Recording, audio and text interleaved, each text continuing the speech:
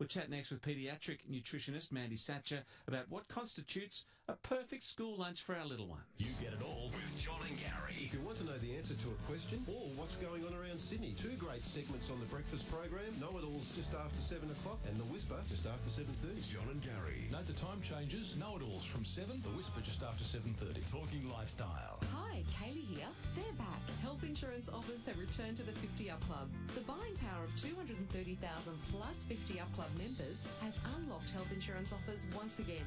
These offers specifically reward over 50s who join at 50upclub.com.au.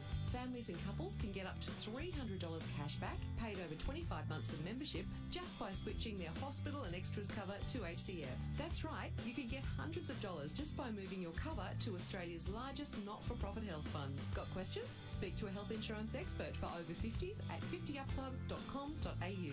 To take advantage of this exclusive offer for 50 Up Club members, join the club today. It's free to join at 50upclub.com.au. Terms, conditions and waiting periods apply. Are you looking to build that special dream home? Hi, I'm Steve Malasev, Managing Director of Champion Homes. We can prepare that special design to suit you and council. Our Champion team of designers can prepare a design to suit any block, including blocks as narrow as 5.5 metres.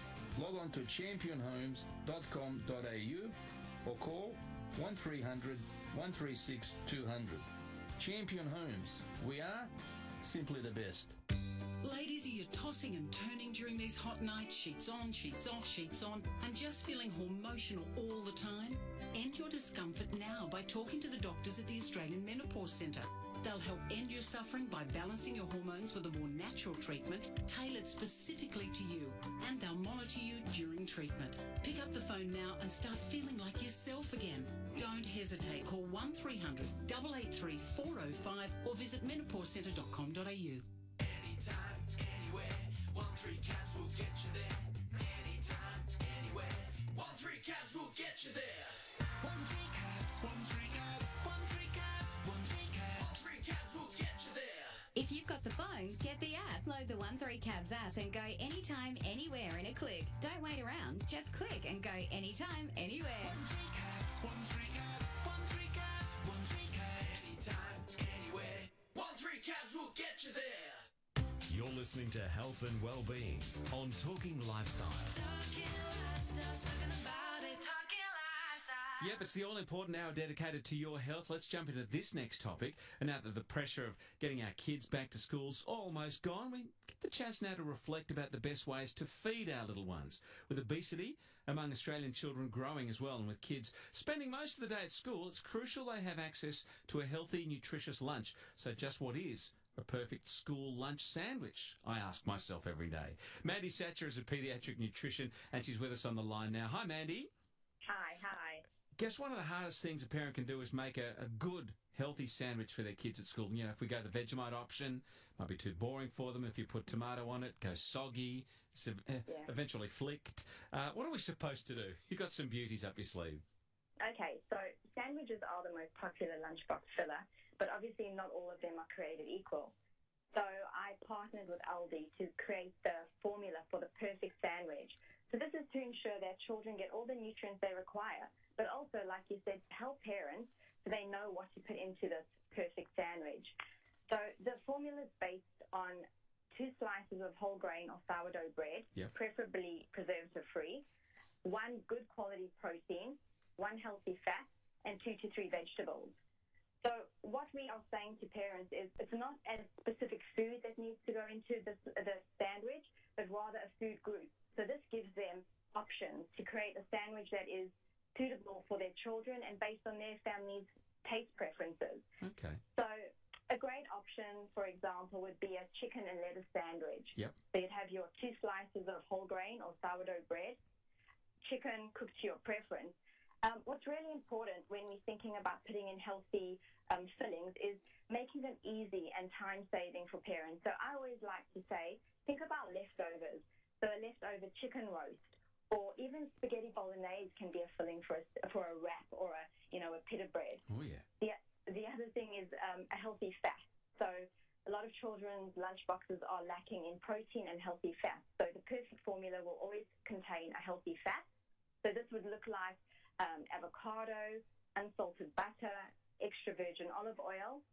And the final component of the formula is 2 to 3 vegetables, which I'm really, I like to advise parents always get those vegetables in. Even if children are, not the greatest vegetable eaters, it's something that we need to try to emphasize as important and needs to be part of the lunchbox from a really young age. So you're saying get the 2 to 3 vegetables into that sandwich, or just have them on the side as maybe a bit of a sort of a sliced up carrot? And I know that you mentioned soggy sandwiches, but if we prepare a sandwich, say the night before, so we've got the bread out, the leftover filling is on the side, and you've already got the vegetables cut up, you can just layer it in the morning. And I really so I'm a big advocate of bento-style lunchboxes. Oh, yes. Which keep things really, they're well insulated. And so you can put your sandwich in, layer it up in the morning, put it in the lunchbox, and it won't be soggy by the time children get to eat it.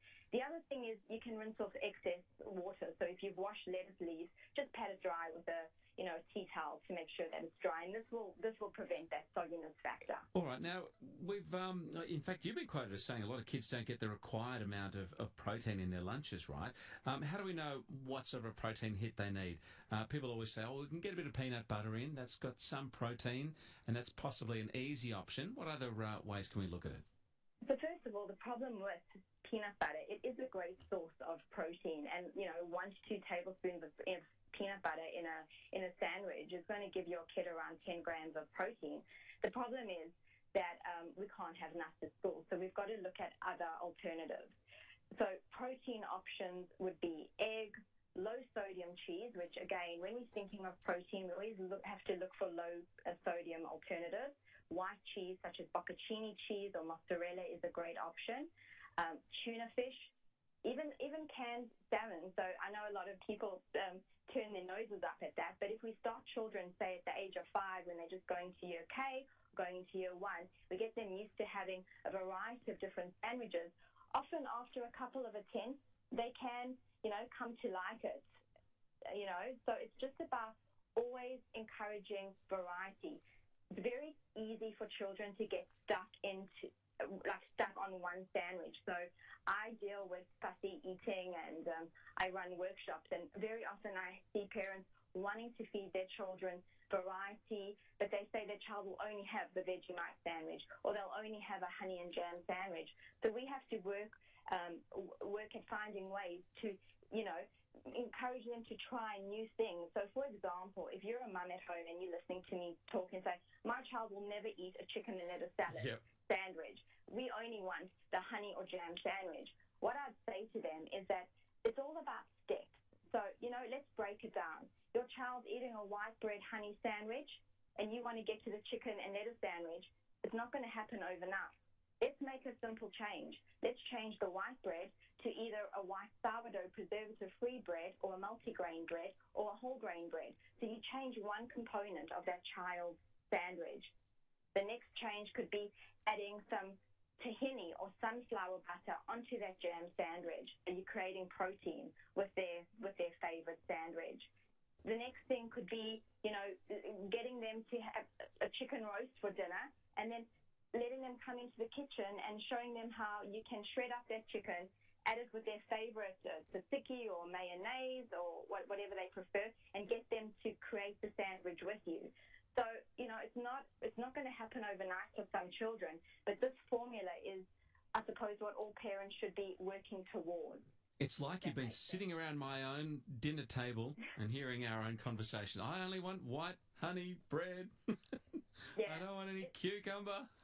It's so common, and I'm actually writing a book at the moment, and that's why I actually partnered with Aldi, because I'm very, I believe really strongly in making small changes and helping parents to feel good about the changes they're making. So instead of saying, this is the way it should be, and your listeners or parents are sitting at home going, but yeah, my kid will never do this, rather saying, well, what are the changes that we could potentially make, and helping parents feel really good about those small changes. Fantastic stuff. Maddie, I love it. You can get all you need for healthy sandwiches and some of the perfect ones via Aldi, and also in the next aisle you can also buy a lawnmower. I mean, the place is so convenient. Great to chat to you. Appreciate the advice. How long till we see the book coming out? All these great recommendations? The book will be out in April, and I've just got to say one more thing to tell you, which makes one of the things that I've actually mentioned in the book is that Aldi is one of the only supermarkets that's taken all food colouring out of their products. So I'm not sure if you're aware, but food colourings are actually banned in Norway and in certain parts of Europe. That products that contain food colourings have to carry a warning saying they may affect children's behaviour. Yep. So Aldi's taken that next step and taken all the food colouring out of every product, and for me that is huge. That's good to know. A major thing. Well, let's chat again when your book's out in April. I'd love to pick your brains further, and we'll work step by step between now and then and make some healthy lunches. Thanks, Mandy. That sounds great. Thanks so much. Great to chat. Mandy Satcher there, paediatric nutritionist, here on the Health and Wellbeing Hour.